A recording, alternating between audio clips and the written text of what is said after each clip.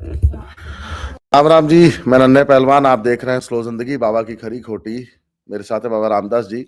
बाबा जी, हनुमानगढ़ राजस्थान से एक खबर आ रही है। वहां पे राठी खेड़ा नाम का एक विलेज था, जहां पे ड्यून डिस्टिलरीज एथेनॉल का एक प्लांट लगा रही थी, जिसके खिलाफ में प्रदर्शनकारी किसान किसान के भेष में, एक्चुअली वो पॉलिटिकल एक्टिविस्ट हैं सारे के सारे, कांग्रेस पार्टी के वर्कर्स हैं। हाँ जी। हाँ, वो पूरा प्रोटेस्ट लेड बाय सांगरिया विधायक है अभिमन्यु पूनिया, कांग्रेस के 17 से 20 तक उनका बैकग्राउंड है कि एनएसयूआई के राजस्थान के स्टेट हेड थे। और जब 20 में वो एक बवाल नहीं हुआ था अशोक गहलोत और सचिन पायलट का, उसमें ये सचिन पायलट के साथ थे, उनके गुट के थे, तो उन्होंने अपना तब रिजाइन किया था। तो आज ऐसा हुआ है कि जब पुलिस ने लाठीचार्ज किया है तो उनकी भी पिछवाड़ा अच्छे से लाल किया है पुलिस ने, तो इस वक्त हॉस्पिटल में एडमिट है। अशोक गहलोत कह रहे हैं कि ये किसान विरोधी, देश विरोधी, सेना विरोधी सरकार है और ये किसानों से चिढ़ती है। नो फार्मर नो फूड की तर्ज पे ये प्रोटेस्ट हो रहा है और मुजफ्फरनगर से, हरियाणा से और पंजाब से वहां पे किसान के रूप में बहरूपीय एक्टिविस्ट वहां पहुंच चुके हैं और आपकी भी जत्थेबंदियां पहुंची, हाँ, पहुंच गई हैं। अब एक बात बताइए ना, पिछले दिनों पूरी कांग्रेस अडानी जो प्लांट लगाने जा रहे हैं बिहार में, पावर प्लांट, जो कि बिहार के लोगों को सस्ते दरों पे बिजली प्रोवाइड कराएगा, उसका विरोध कर रहे थे। पंजाब में हमने देखा था कि कैसे भटिंडा के पास मालबोरो इंडस्ट्रीज ने जो अपना एथेनॉल का प्लांट लगा लिया था, 150 करोड़ का प्लांट, वो आज तक चालू नहीं हो पाया, बंद हो गया। वो तो बंद हो गया। अब एक और प्लांट, एथेनॉल का प्लांट, जो भारत देश को सेल्फ डिपेंडेंट करेगा और हम विदेशों से पेट्रोल नहीं खरीदेंगे और अपने देश का एथेनॉल ब्लेंड करके यूज करेंगे, उसके खिलाफ मतलब कांग्रेस का जो एक आरआर है कि देश में तरक्की होने मत दो, इंडस्ट्री कोई लगाने जाए तो इंडस्ट्री फूक दो, उस पर कब्जा कर लो, वहां किसान बैठा दो, वहां किसान के रूप में पॉलिटिकल एक्टिविस्ट बैठा दो, और फिर नरेंद्र मोदी को संसद में घेरो कि नरेंद्र मोदी पकौड़ा तलवाओ, बच्चों को रोजगार मत दो, ये वो, मतलब सिर्फ आरआर। और उसमें पहले जरा आज की चर्चा को आगे बढ़ाने से पहले मैं आपसे कहूंगा कि एक बार जरा वीडियो की कुछ झलकियां दिखा दें कि एथेनॉल प्लांट अभी अंडर कंस्ट्रक्शन है, उसको कैसे डिस्टर्ब किया जा रहा है, कैसे उसके कंस्ट्रक्शन को रोका जा रहा है। आज वहां अंदर घुस के तोड़फोड़ हुई है, पूरी आगजनी हुई है। जरा वो दिखा दीजिए। 10 बड़े वाहन फूक दिए। तो फैक्ट्री, गांव का नाम है राठी खेड़ा।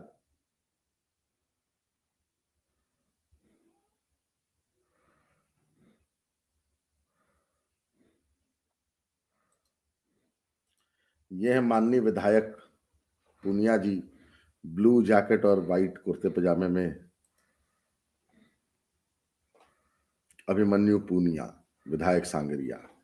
पूरे प्रोटेस्ट को ये लीड कर रहे थे। देखिए, कांग्रेस की एक बड़ी पुरानी पॉलिसी रही है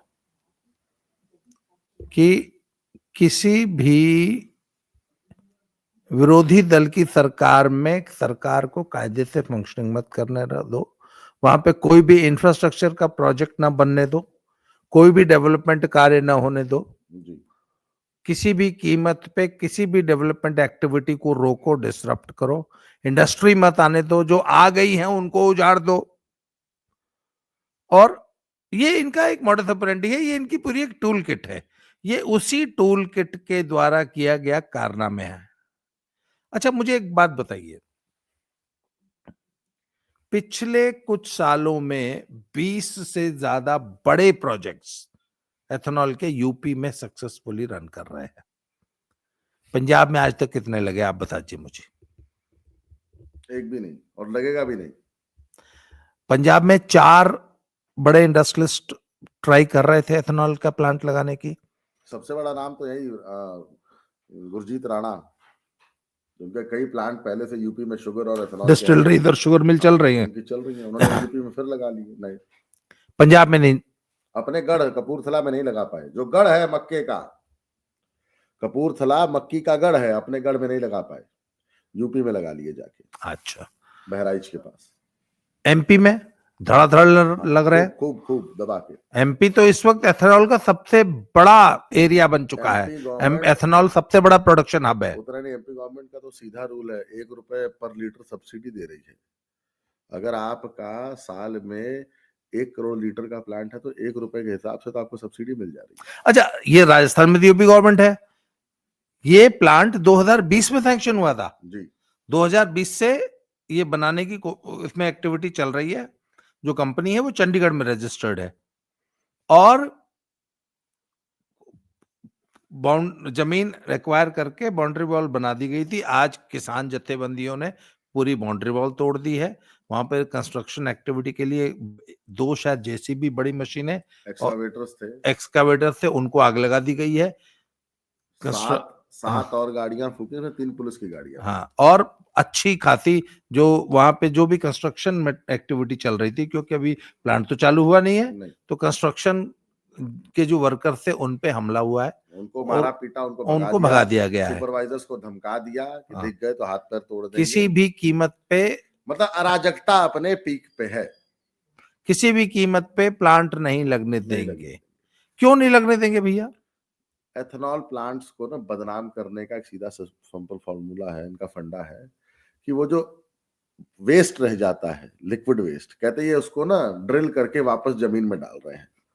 तो कहते हैं हमारे यहाँ तो पहले ही बहुत ज्यादा दूषित पानी है, ऊपर से ये प्लांट लेगा तो और पानी दूषित होगा।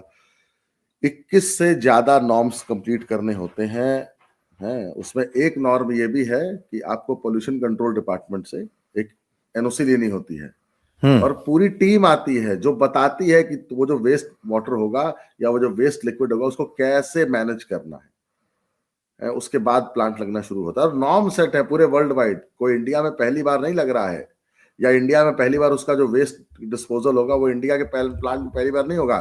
ब्राजील में कई सालों से चले आ रहे हैं प्लांट्स, अमेरिका ब्राजील में, तो वहां भी तो वेस्ट वाटर निकलता होगा ना, उसका कुछ ना कुछ डिस्पोजल होता होगा ना।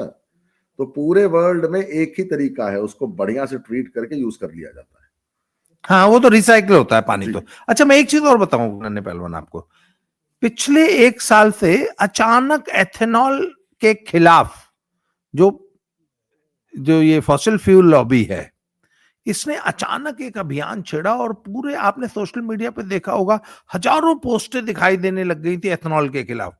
एथेनॉल से ये प्रॉब्लम है, एथेनॉल से ये प्रॉब्लम है, एथेनॉल प्लांट से ये पॉल्यूशन होता है, उसके बाद एथेनॉल से इंजन खराब हो जाता है, एथेनॉल से जो गाड़ी चलती है उसका माइलेज खराब हो जाता है, माइलेज नहीं देती है। तो सब ये तो सीधे सीधे जो फॉसिल फ्यूल लॉबी है, इंडिया में 20% मिक्सिंग एथेनॉल की ऑलरेडी हो रही है और बहुत जल्दी ये टारगेट 30% होने जा रहा है। 30% टारगेट अचीव होने का मतलब है कि 30,000 करोड़ रुपए से ज्यादा की रकम जो कि आज फॉरेन एक्सचेंज के रूप में हम विदेशों को देते हैं, रशिया अरबन कंट्रीज को दे रहे हैं, जहां से भी तेल इंपोर्ट कर रहे हैं, वो रकम हमारे भारत के किसानों को मिलेगी।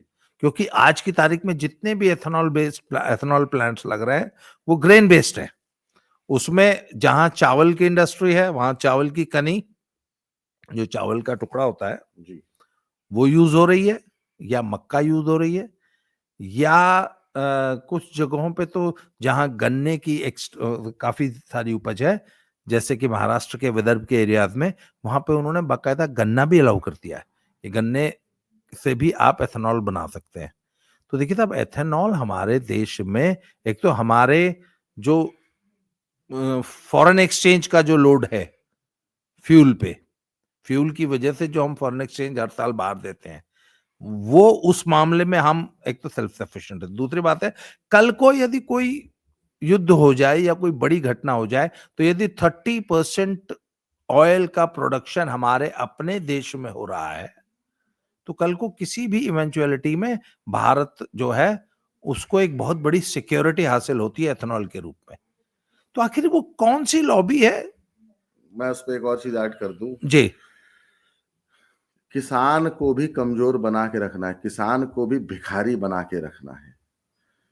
जो आज चलिए मैं सिर्फ मक्के की बात कर लेते हैं, बढ़िया मक्के का फीड बन जाता है इंसान, हमारे लिए आपके लिए पॉपकॉर्न बन जाता है, और फूड मटेरियल उससे फूड गेन जो बन पाता है, जो भी ईटिंग का सामान है।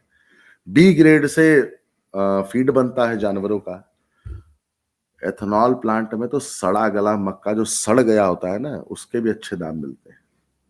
नहीं, मुझे तो याद है, हम तो चूंकि मक्की के ट्रेड को समझते हैं, मुझे वो दिन भी याद है, आज से 2 साल पहले 3 साल पहले 9 रुपए किलो मक्का बिकती थी बिहार में और एमपी में।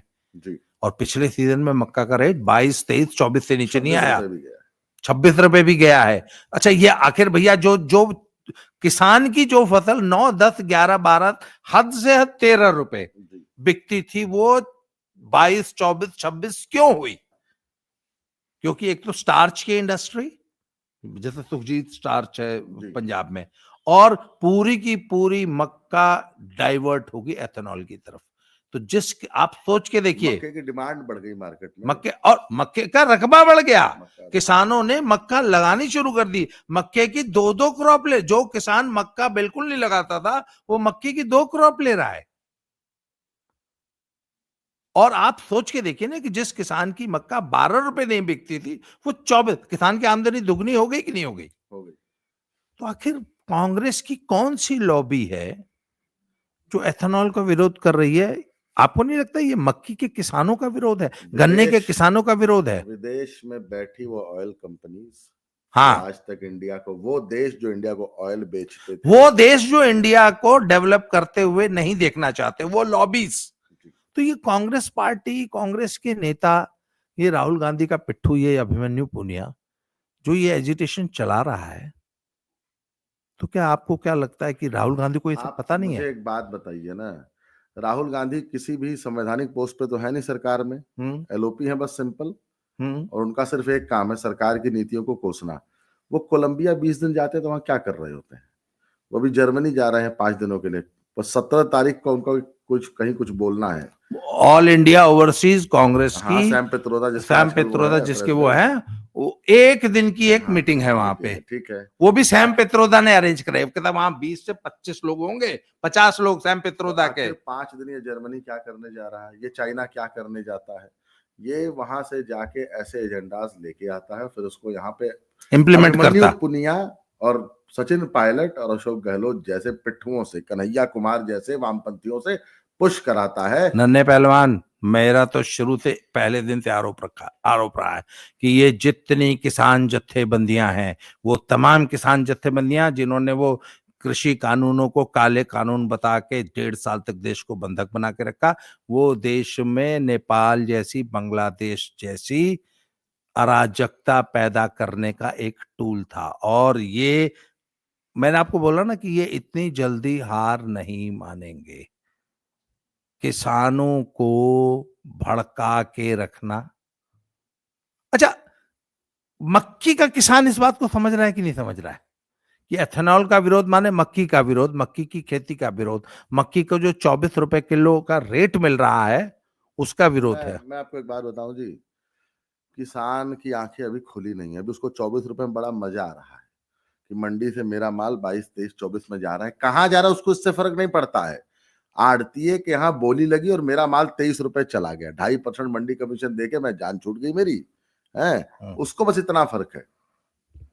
उसको ये पता नहीं कि जिस दिन ओपन मार्केट होगी तो ये एथेनॉल कंपनीज के रिप्रेजेंटेटिव्स आएंगे और वहां वो बोली लगाएंगे और आप बोलोगे नहीं मैं नहीं बेचता 24 रुपए, मैं तो 27 रुपए बेचूंगा, और आपकी मक्की 30 रुपए लेके जाएंगे। एक्चुअली किसान को अभी तक इतनी अकल आई नहीं है।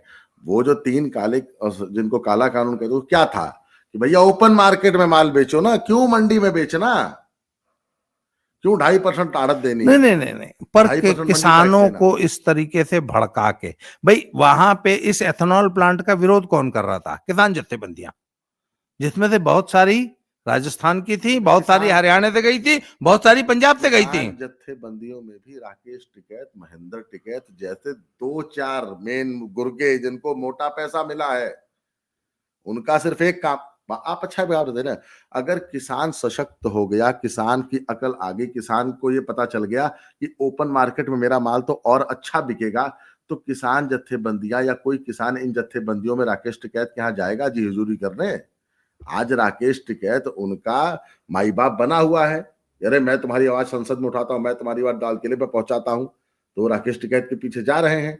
जिस दिन उनको ये बात क्लियर हो जाएगी कि नहीं यार, नरेंद्र मोदी के वो तीनों कानून हमारे फायदे के लिए थे, और देखो अच्छा आज नहीं तो कल वो कानून देखेगा, फिर ना फिर आएंगे, वो इंप्लीमेंट होने हैं। आज ना हो 10 साल बाद होंगे। उस दिन किसानों को पता चलेगा कि हमारे साथ तो 15 साल से राहुल गांधी और इन वामपंथियों ने क्या षड्यंत्र रचा है, क्या खेल खेला है। और मैं तो डे वन से कहता हूं कि अभी भी ये बाज नहीं आएंगे, और ये टूल किट का हिस्सा है। ये एथेनॉल का विरोध और आज इस एथेनॉल प्लांट में जो आगजनी हुई है, यह भी एक उसी टूल किट का हिस्सा है। और अंत में ये अभी मैं हमेशा से कहता हूं, एक कोशिश और करेंगे दिल्ली पे चढ़ाई करने की, और इस बार भी उस चढ़ाई में ये खालिस्तानी, ये किसान जत्थेबंदियों के रूप में, और यही अभिमन्यु पूनिया जैसे लोग और इनके ये गुंडे, ये इसी प्रकार का कोई बहाना बना के इनको एक बार दिल्ली में और नेपाल जैसा एक एजिटेशन करने की ये कोशिश करेंगे। दिल्ली में 3 बड़े इंस्टीट्यूट्स तो हैं इनके सपोर्ट में। सबसे पहले तो जेएनयू, वो और वहां के बैठे जितने वामपंथी हैं वो दिन रात भारत सरकार को गरियाते कोसते हैं और भड़काते हैं भारत देश के नागरिकों को। दूसरा पूरा कांग्रेस, तीसरी आम आदमी पार्टी, ये 3 मजबूत वहां गढ़ तो है ना इन वामपंथियों के। तो दिल्ली में प्रोटेस्ट कराना, जेएनयू शुरू कर देंगे। बगल में हुड्डा साहब बैठे हैं। हाँ, बगल में साहब में हुड्डा साहब के गुंडे बैठे हैं। हुड्डा साहब शुरू हो जाएंगे। उधर पश्चिमी उत्तर प्रदेश में महेंद्र टिकैत और राकेश टिकैत शुरू हो जाएंगे हैं। और अरविंद केजरीवाल और भगवंत मान तो पंजाब में तैयार बैठे हैं कि बस पंजाब में कैसे भी आग लग जाए, पूरा पंजाब जल जाए खालिस्तान के नाम पे। इसलिए ये टूल किट का हिस्सा है। एथेनॉल प्लांट का विरोध भी उसी टूल किट का हिस्सा है। वही टूल किट जिसका अगला किस्त लेने के लिए राहुल जी 5 दिन के लिए जर्मनी जा रहे हैं। देखिए सीधी बात है जी, बिहार में एसआईआर के बाद हैं, बिहार के रिजल्ट अपने देखे, उसके बाद से विपक्ष बहुत ज्यादा हताश और निराश है। ममता बनर्जी बुरी तरह एक्सपोज हो चुकी है एसआईआर का विरोध करके। भाई उत्तर प्रदेश में एसआईआर हो रहा है, कितने आराम से हो रहा है, कोई खबर सुनने नहीं, कोई बीएलओ मर गया। हमारे गांव का बीएलओ शिवम यादव मर गया है, ठीक है, थोड़ा वर्कलोड था। बीएलओ पे वर्कलोड वाली थ्योरी पिछले करीब 1 हफ्ते से ज्यादा हो गई, ठंडी पड़ चुकी है। क्योंकि एसआईआर खत्म हो गया, 17% लोग कम है, 3 करोड़ वोटर कटने जा रहा है यूपी में, 2.5 से 3 करोड़, सीधा फॉर्मूला है। तो इनको ये पता है कि हमारा एसआईआर का मुद्दा, हमारा वोट चोरी का मुद्दा, हमारा बांग्लादेशी रोहिंग्या वाला मुद्दा, ये सारे मुद्दे फीके पड़ चुके हैं जी। एनडीए बंगाल जीतने जा रहा है। तो अब इन्होंने अब आप देख लीजिएगा, राहुल गांधी बंगाल पे अगले 6 महीने कुछ नहीं बोलेगा। अब उसने अपना एजेंडा शिफ्ट कर लिया वापस किसानों की तरफ। उसको आज भी लगता है कि अगर उनका सिर्फ एक आंदोलन या एक एजेंडा आज तक सफल हुआ है तो उस एजेंडे का नाम था तीनों काले कानूनों का विरोध करना और किसान आंदोलन। भाई किसान अंत में दिल्ली लाल किले पे चढ़ गए थे ना। बिल्कुल बिल्कुल। तो उसको लगता है नहीं, उसको एक चीज नहीं, बिल्कुल अब एसआईआर से वापस जेनजी, इस बार किसान आंदोलन के साथ जेनजी प्रोटेस्ट की तैयारी होगी। और आप देख लीजिएगा देश को अगले 2 साल ये आदमी फिर इसी तरह से उलझा के रखे, ऐसे रखे, कुछ ना कुछ करता रहेगा। और इसको एक बात समझ आई है कि भैया, अच्छा एक बात बताइए ना, बहुत बुरा था ना वो दूसरे वाला जो किसान आंदोलन 2.0, तब भी 1.5 साल शंभू बॉर्डर बंद करके रखा ना।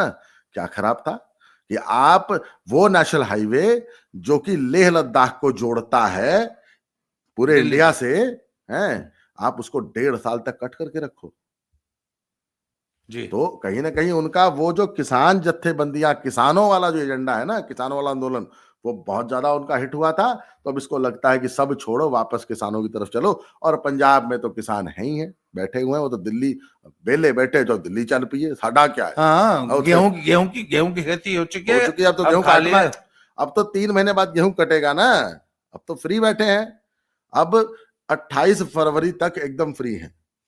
तो 28 फरवरी के बाद 15 दिन के लिए आएंगे, गेहूं काटेंगे, फिर मक्की बोएंगे, फिर चल देंगे दिल्ली। तो आज की चर्चा को ही समाप्त करते हैं। देशवासियों को आगाह कर रहे हैं, तैयार रहिए, राहुल गांधी नई टूल किट लेके आ रहे हैं। बहुत जल्दी दोबारा मिलते हैं किसी नए टॉपिक में। तब तक के लिए जय श्री राम, हर हर महादेव। हर हर महादेव।